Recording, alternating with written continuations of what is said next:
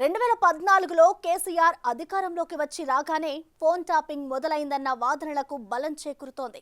ఈ మొత్తం ఎపిసోడ్లో బాధితులైన వారే తీవ్ర ఆగ్రహం, ఆవేదనతో తమ స్టేట్మెంట్లు ఇస్తున్నారు. కేసీఆర్ తీరుపై తీవ్ర స్థాయిలో ఫైర్ అవుతున్నారు. ఒకవైపు రాధాకిషన్ రావు కన్ఫెషన్ స్టేట్మెంట్ సంచలనంగా మారితే, ఇంకోవైపు భుజంగరావు స్టేట్మెంట్లో అంతకు మించి సంచలనాలు వెలుగులోకొచ్చాయి. స్వపక్షం విపక్షం అన్న తేడా లేకుండా అనుమానం వచ్చిన వారందరినీ రాడర్లోకి తెచ్చుకునే ప్రయత్నాలు జరిగాయి.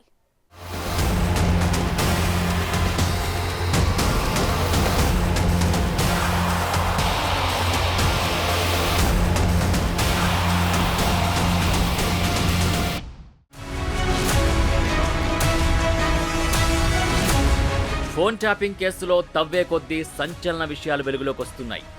విచ్చలవిడిగా రాజకీయ నేతల ఫోన్లని ట్యాపింగ్ చేశారు.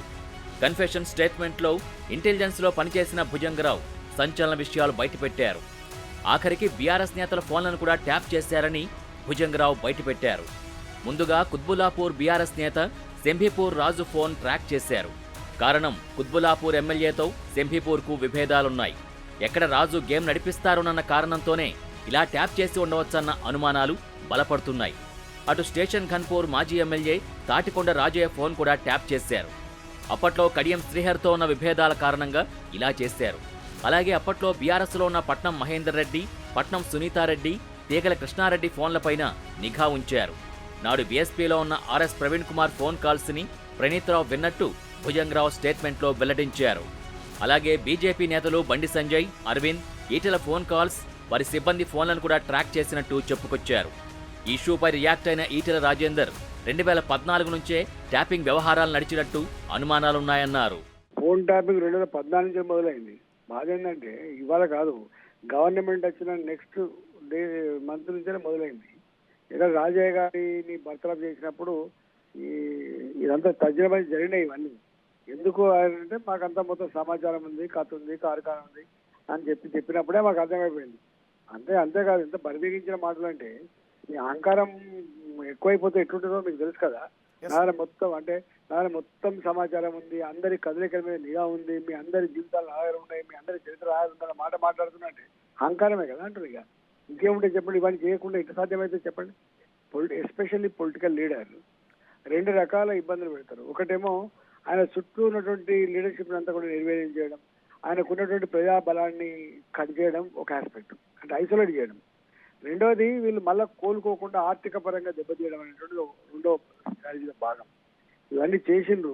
బీజేపీ, కాంగ్రెస్ కి సపోర్ట్ గా ఉన్న వాళ్ళవి, అలాగే ఆర్థిక సహాయాలు చేసే వారిపై నిఘా పెంచారు.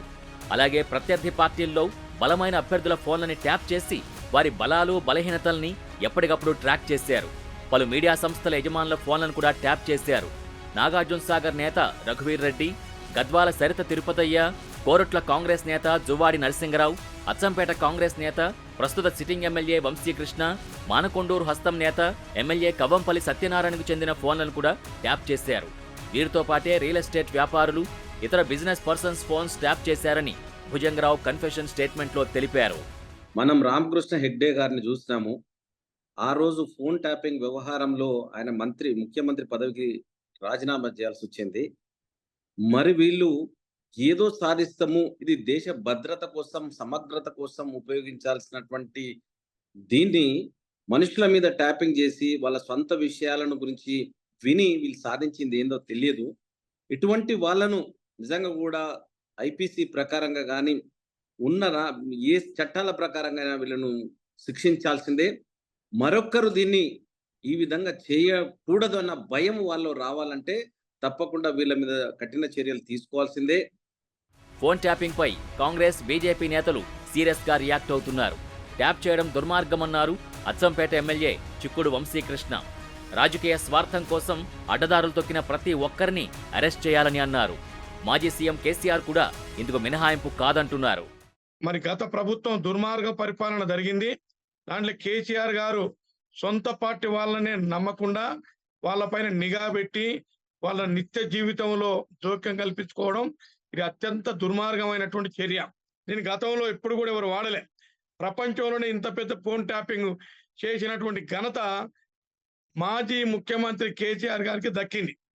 దీనికి నేను ఒక మాట ఏమిటంటే, ఇప్పుడున్నటువంటి తెలంగాణ రాష్ట్ర ముఖ్యమంత్రి గౌరవనీయులు రేవంత్ రెడ్డి గారికి నేను విజ్ఞప్తి చేస్తా ఉన్నాను.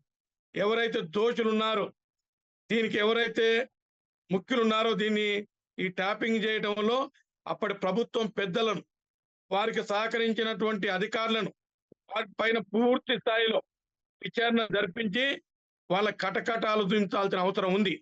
ఫోన్లు ట్యాప్ అవుతున్నాయని గ్రహించిన నాటి ప్రతిపక్ష నేతలు వాట్సాప్, సిగ్నల్, స్నాప్చాట్ వాడారు.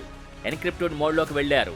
అయితే ఫోన్ కాల్స్లో దొరక్కపోవడంతో ఇంటర్నెట్ కాల్స్ని ప్రభాకర్ రావు అనే టీం ట్రాక్ చేసింది. ఇంటర్నెట్ ప్రోటోకాల్ డేటా రికార్డ్స్ని ట్రాక్ చేసి ఎవరెవరితో మాట్లాడారు అన్నది డీకోడ్ చేశారు. పూర్తి వివరాల్ని ఎప్పటికప్పుడు కేసీఆర్కి ప్రభాకర్ రావు చేరవేశారంటున్నారు. ఫోన్ ట్యాపింగ్ కేసులో హరీష్ రావు పేరుని భుజంగరావు బయటపెట్టారు. హరీష్ రావు తరపున ఐన్యూస్ యజమాని శ్రవణ్, ఎస్ఐబి చీఫ్ ప్రభాకర్ రావుతో టచ్లో ఉన్నారని భుజంగరావు స్టేట్మెంట్ చెబుతున్న విషయం. నాటి ప్రతిపక్ష నేతల సమాచారాన్ని ఎప్పటికప్పుడు శ్రవణ్కి ప్రణీత్రావు అందించారని భుజంగరావు క్లారిటీ ఇచ్చారు.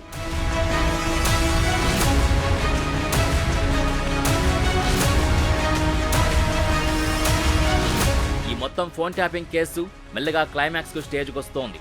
కేసీఆర్ హయాంలో ఎస్ఐబి చీఫ్గా ఉన్న ప్రభాకర్ రావు అమెరికాలో ఉన్నారు. ఆయన హైదరాబాద్ వచ్చి రాగానే అదుపులోకి తీసుకునేందుకు పోలీసులు రెడీ అవుతున్నారు. ఫోన్ ట్యాపింగ్ కేసులో ఎస్ఐబి మాజీ చీఫ్ ప్రభాకర్ కోసం పోలీసులు బ్లూ కార్నర్ నోటీసులు జారీ చేశారు. తెలంగాణ సిఐడి ద్వారా బ్లూ కార్నర్ నోటీసులు ఇష్యూ అయ్యాయి. నిందితుడిగా ఆరోపణలు ఎదుర్కొంటున్న వ్యక్తి అండర్ కవర్లో ఉంటే, లేదంటే గుర్తు తెలియని ప్రదేశంలో ఉంటే ఆయనకు సంబంధించిన సమాచారం, ఏ ప్రదేశంలో ఉన్నారనే వివరాలు తెలుసుకోవడానికి విచారణలో భాగంగా బ్లూ కార్నర్ నోటీసులు జారీ చేస్తారు. ఈ నేపథ్యంలోనే ఇంటర్నేషనల్ ఎయిర్పోర్ట్లని అలర్ట్ చేస్తారు. ఇప్పుడు ప్రభాకర్ రావు విషయంలో ఇదే జరిగింది. జూన్ 2 తర్వాత ఇండియాకు వస్తానని ప్రభాకర్ రావు చెప్పినా పోలీసులు పూర్తిగా నమ్మడం లేదు. మొత్తంగా ప్రభాకర్ రావు వస్తే ఈ ఫోన్ ట్యాపింగ్ ఇష్యూకి ఎండ్ కార్డు పడ్డం, ట్యాపింగ్ పాత్రధారులు, సూత్రధారులకు చెక్ పడ్డం ఖాయమంటున్నాయి పోలీస్ వర్గాలు.